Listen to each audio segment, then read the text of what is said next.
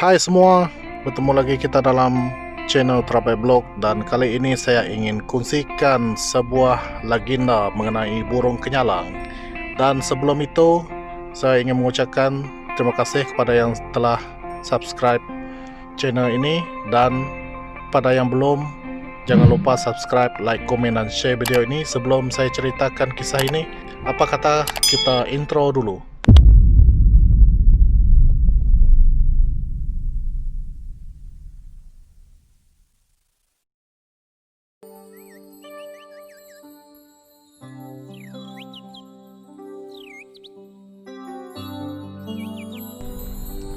Burung enggang badak atau burung enggang kenyalang merupakan ikon utama Sarawak, bumi kenyalang.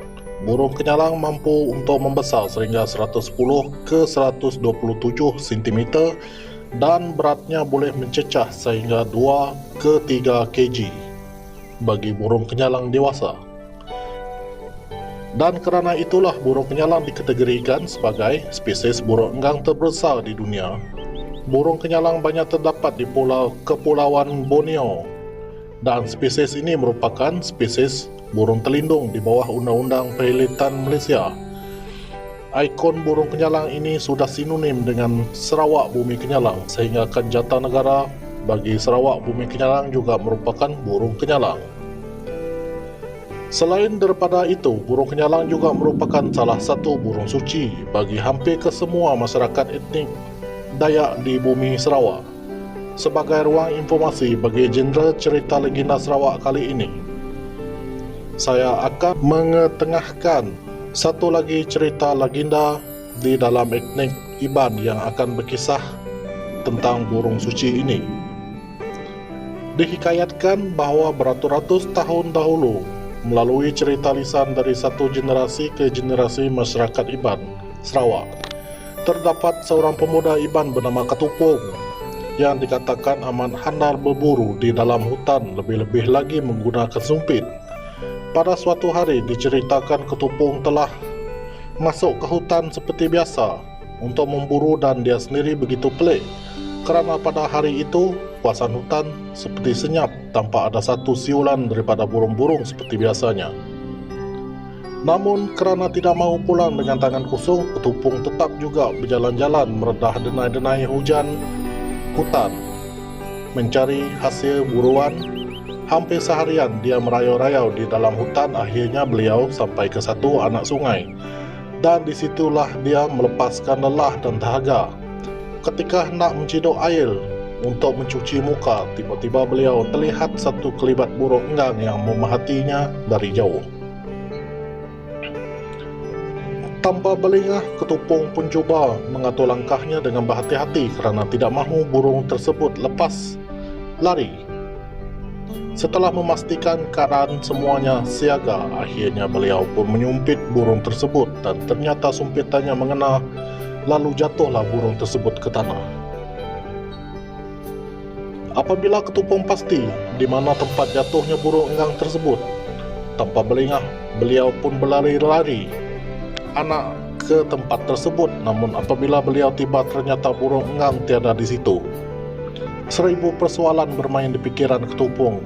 Apakah benar dia sudah menyumpit seekor burung enggang yang bersaiz agak besar, dan mana mungkin boleh terlepas daripada matanya?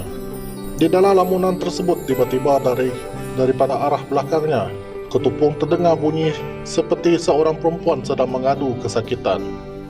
Ketupung menoleh ke belakang, dan alangkah terkejutnya beliau apabila ada seorang perempuan yang cantik rupa parasnya sedang mengaduh kesakitan akibat disumpit.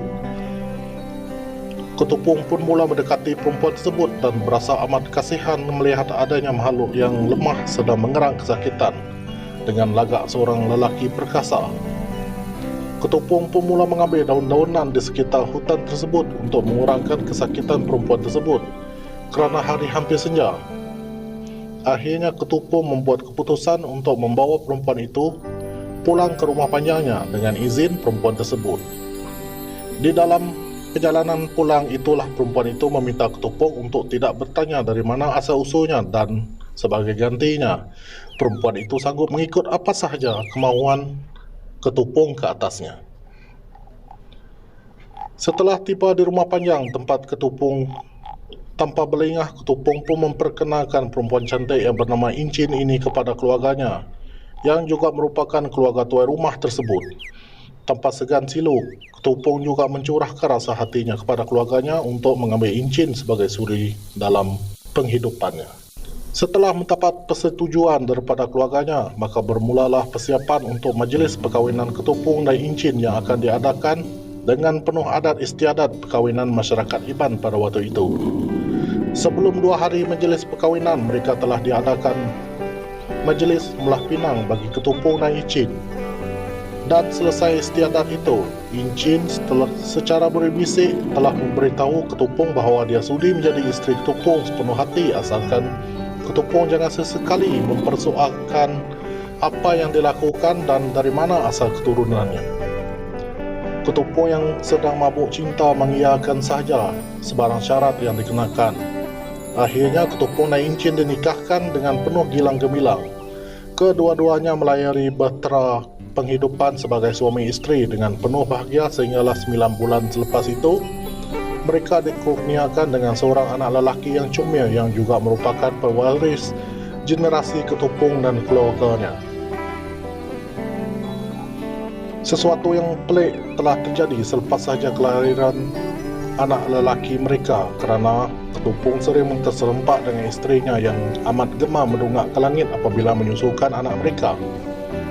Perbuatan ini menimbulkan syak ke atas Ketupong sehingga membenarkan dia untuk bertanya dengan isterinya. Seringkali jawapannya hanya dengan sekuntum senyuman, dan senyuman ini membuatkan Ketupong bertambah kehairanan. Di ketika itu juga, Ketupong sering terlihat isterinya menenun 2 pasang baju dan tenunan tersebut amat baik penghasilannya. Sekali lagi Ketupong akan bertanya dengan isterinya soalan mengapa harus membuat baju tersebut dan untuk siapa. Jawapannya tetap sama, iaitu hanya dengan sekuntum senyuman. Akhirnya, akibat tidak tahan sering dilontarkan soalan demi soalan daripada suaminya, maka pada suatu hari Incin mengajak Ketupong berbual-bual mesra suami isteri. Di dalam perbualan itu, Incin memperkenalkan dirinya sebagai Incin Temaga, iaitu anak perempuan kepada Dewa Singgalang Burung yang berasal daripada Kayangan. Alangkah terkejutnya Ketupong bahawa selama ini rupa-rupanya dia telah memperistrikan anak kepada dewa masyarakat Iban yang amat dihormati dan suci. Di kesempatan itu juga Incin memohon pada Ketupong untuk dia pulang menjenguk ayahandanya Singgalang Burung kerana beliau amat merindui kampung halamannya dan keluarganya. Demi kasihnya kepada isteri yang tercinta, Ketupong mengizinkan isterinya Incin untuk pulang ke Kayangan dengan syarat tidak boleh membawa anak lelaki mereka.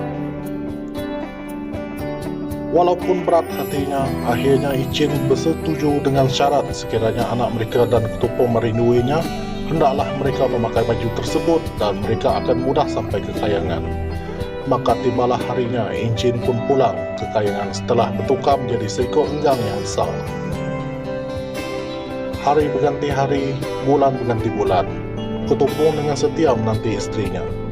Incin pulang ke pangkuannya, namun hal itu tidak juga menjadi, dan di dalam kepayahan seorang ayah membesarkan seorang anak atas kehendak keluarganya, Ketupong telah berkahwin sekali lagi dengan seorang wanita di dalam komuniti rumah panjangnya.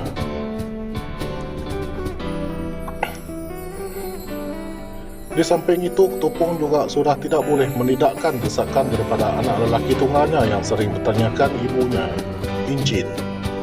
Suatu hari Ketupong pun memakaikan 2 helai baju yang ditinggalkan oleh Incin untuk dirinya dan anak lelakinya.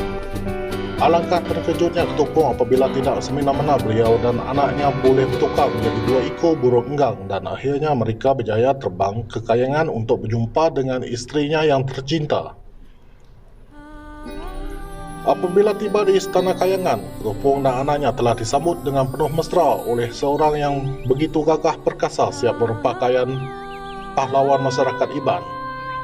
Beliau telah memperkenalkan dirinya sebagai Singgalang Burung, dewa masyarakat Iban. Ayahanda kepada Incin Temaga dan datuk kepada anak lelaki Ketupong. Ketupung begitu gembira kerana akhirnya beliau dapat bersua muka dengan seorang dewa yang hanya dikenalinya melalui cerita orang tua masyarakat Iban. Ketibaan Ketupung dan anaknya akhirnya disampaikan kepada Encik Temaga, dan alangkah bahagianya Encik Temaga kerana dapat bersatu kembali dengan anaknya. Namun begitu, Encik Temaga tidak mahu menerima Ketupung memandangkan Ketupung suaminya sudah pun mempunyai isteri yang lain di bumi. Dengan penuh hormat, Encik Temaga meminta suaminya Ketupung kembali ke bumi, iaitu ke pangkuan keluarganya. Dan biarlah dia dan ayahandanya yang menjaga dan membesarkan anak lelaki mereka. Aku dengan permintaan tersebut Ketupung kembali ke bumi dengan meninggalkan anak lelaki bersama ibunya. Hendak dijadikan cerita, sebelum Ketupung pulang ke bumi, Si Galang Burung telah meminta Ketupung untuk menghadapnya di istananya di Kayangan.